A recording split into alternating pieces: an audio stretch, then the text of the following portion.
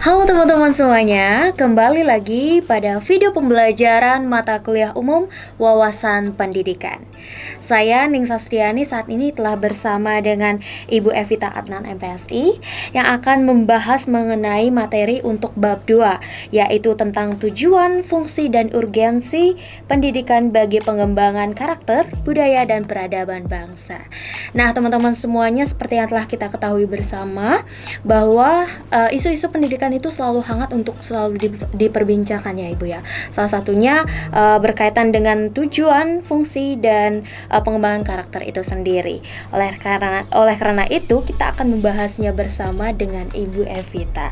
Nah Ibu Evita, terkait dengan tujuan dan fungsi pendidikan, apa sih sebenarnya itu tujuan dan fungsi pendidikan, dan mengapa harus ditetapkan tujuan dan fungsi pendidik dalam pendidikan itu sendiri?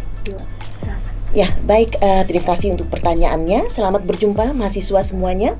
Hari ini merupakan pertemuan kedua ya dalam perkuliahan wawasan pendidikan. Nah, tadi terkait dengan tujuan pendidikan. Mengapa kita perlu menentukan tujuan pendidikan?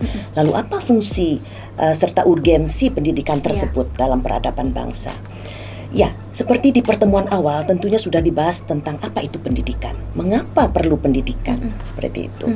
Jadi tujuan pendidikan itu adalah sesuatu yang akan kita raih berupa hasil pendidikan yang dicapai oleh semua peserta didik, khususnya untuk pendidikan formal ya.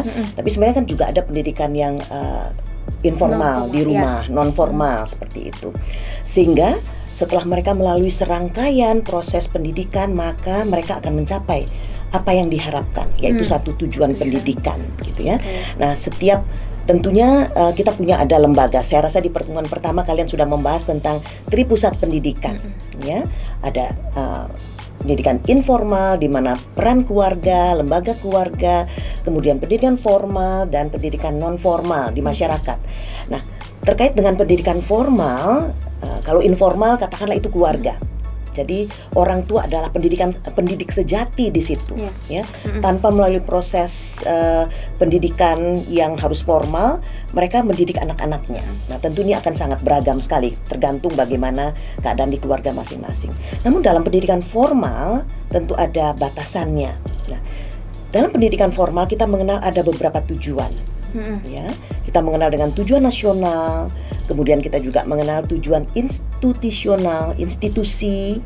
Kalau tujuan nasional bersifat menyeluruh, seluruh Indonesia, katakanlah dalam Undang-Undang Pendidikan Nomor 20 Tahun 2003. Di situ dikatakan tujuan pendidikan nasional agar manusia Indonesia menjadi manusia yang beriman, bertakwa, cerdas, dan terampil. Nah, itu menjadi tujuan pendidikan nasional kita. Tentu berbeda dengan tujuan pendidikan dengan negara lain. Ya, kita ingin menjadikan manusia Indonesia manusia yang beriman, bertakwa, cerdas, terampil. Nah, tentu ini akan diperoleh dalam pendidikan formal seperti itu.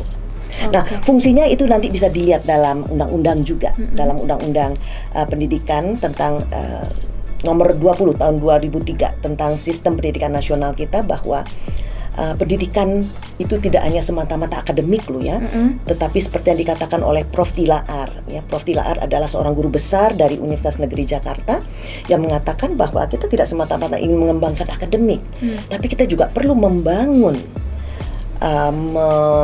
mengembangkan kepribadian peserta didik sehingga menjadi manusia-manusia yang susila, manusia yang bertanggung jawab, demokratis gitu ya, sehingga menjadi bangsa yang memiliki peradaban yang dapat dipandang oleh negara lain atau bangsa lain.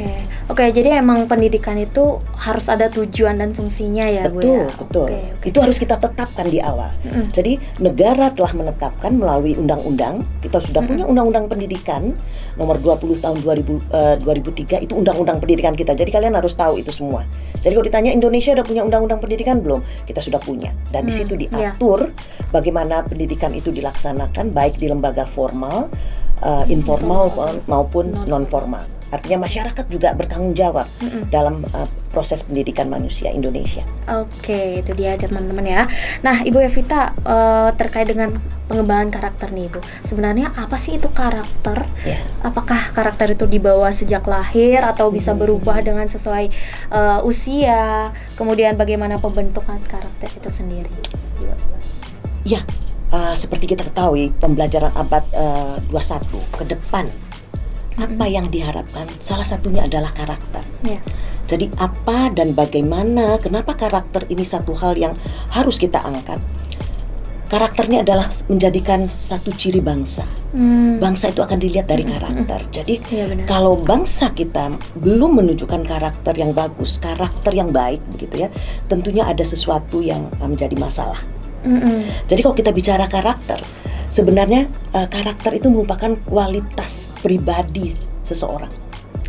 Kualitas pribadi seseorang ya. Ini berkaitan bagaimana kualitas hidupnya. Bagaimana, mungkin bahasa yang lebih sederhana kalau kita bicara karakter itu adalah akhlak misalnya. Akhlak. Bagaimana dia memiliki akhlak yang baik gitu ya. Nah, tentunya karakter ini bukan lebih banyak merupakan satu bawaan lahir lah begitu ya. Hal yang bersifat nature itu hanya sebagian kecil. Lebih banyak karakter itu dibentuk oleh hal-hal yang bersifat nurture. Bagaimana pengaruh dari pendidikan Tripusat itu tadi? Saya rasa kalian sudah membahas di pertemuan 1. Bagaimana pendidikan di lembaga keluarga, informal, formal maupun non formal. Ya. Nah, ini yang penting harus dipahami oleh semua. Ya. Jadi kita sepakat pada pembahasan di pertemuan 1 dikatakan pendidikan adalah usaha yang terencana dan disengaja untuk menjadikan manusia muda menjadi manusia dewasa, gitu ya. Nah, tentunya salah satu itu adalah karakter. Jadi karakter bukan merupakan satu bawaan lahir, walaupun mungkin ada unsur sedikit ya, unsur nature, misalnya temperamen berpengaruh pada karakter ya. Tapi lebih banyak karakter itu dipengaruhi oleh hal-hal yang berkaitan dengan pembentukan, mulai dari keluarga. Lalu kalau keluarga gitu keluarga tidak sukses, katakanlah mungkin orang tua sibuk atau orang tua abai, maka peran pendidiklah sebenarnya pada pendidikan formal. Jadi para guru adalah model bagi terbentuknya karakter anak. Sekolah kan dikatakan character building. Di sekolahlah karakter anak dibentuk. Dan tidak lupa adalah masyarakat. Masyarakat juga tidak bisa lepas. Jadi ketiga lembaga ini bersama untuk membangun karakter manusia. Nah, ini merupakan satu hal yang perlu kita catat. Seorang tokoh karakter, Thomas Lickona, dia mengatakan bahwa karakter manusia tidak cukup dengan pengetahuan untuk berbuat baik. Ya, tidak cukup dengan moral knowing. Kamu tahu nggak sih mencontek itu nggak bagus? Tahu. Itu hanya sebatas tahu. Ya. Thomas Lickona mengatakan bahwa tidak hanya sekedar moral knowing, tapi juga moral feelings. Mencontek, saya malu kalau mau mencontek, malu saya menyontek, malu saya kalau plagiat, gitu ya, saya malu, gitu kan, nggak ada orang yang lihat. Tapi dia sudah terbentuk pada diri dia sendiri satu pembiasaan bahwa melakukan sesuatu hal yang tidak pada tempatnya atau sesuatu yang melanggar begitu, harus muncul perasaan malu. Jadi tidak cukup hanya sekedar, kamu tahu nggak sih kalau nyontek punya teman, ambil plagiat pekerjaan teman itu nggak bagus, tahu. Nah, ini kan hanya karakter pada tatanan pengetahuan, moral knowing. Thomas Lickona mengatakan ada 3 hal: moral knowing, moral feelings, dan moral acting. Ya, jadi dia tadi yang pertama dia tahu bahwa mencontek atau memplagiat itu nggak bagus, dan yang kedua moral feelings, ada perasaan salah kalau saya ambil punya orang, dan yang terakhir adalah moral acting, saya tidak akan lakukan itu. Nah, jadi kalau ketiga, nah itu baru terbentuk karakter. Jadi yang namanya karakter itu kalau ketiga komponen ini berpadu. Karena kita banyak tahu kan, dia tahu mencontek itu nggak bagus, plagiat itu nggak bagus, tapi dia lakukan. Dan itu tidak menggambarkan dia berkarakter. Seperti itu. Ya, berarti emang karakter itu bisa dibentuk dari pendidikan ataupun lingkungannya ya, Bu ya. Jadi pendidikan di keluarga, di sekolah, ya kalau katakanlah keluarga kurang berhasil begitu, nah akan lebih diperkuat lagi misalnya dalam masyarakat, misalnya para pimpinan gitu ya, memberikan contoh teladan yang baik. Dan ini akan menggambarkan peradaban bangsa, gitu ya. Bangsa kita akan dipandang Karena karakter itu menjadi satu komponen yang penting pada abad-abad ke depan ya. Seperti itu. Iya, berkaitan dengan itu juga Bu, bagaimana sih kaitannya dengan budaya dan peradaban bangsa melanjutkan dari apa yang Ibu telah bilang tadi? Ya, jadi ke depan satu bangsa kita nggak usah jauh-jauh deh. Lihat Jepang misalnya. Oke. Kita lihat bagaimana peradaban Jepang dengan karakter yang kuat, gitu ya. Ini akan membuat bangsa itu tangguh menghadapi bermacam-macam yang terjadi dalam perkembangan zaman, gitu ya.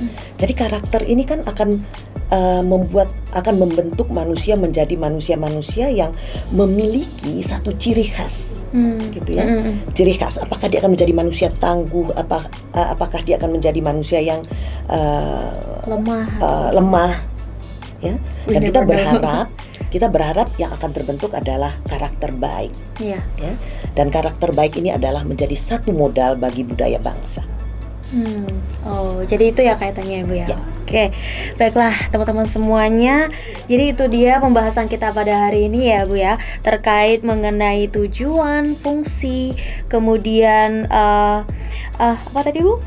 Mengenai urgensi pendidikan dan pengembangan karakter. Nah teman-teman semuanya, selain ini juga teman-teman akan menyaksikan video terkait pengembangan karakter ya Ibu ya. Dan juga teman-teman jangan lupa untuk mengerjakan tugasnya dan selalu semangat untuk belajar. Untuk itu kita pamit dulu. Sampai jumpa di pertemuan selanjutnya.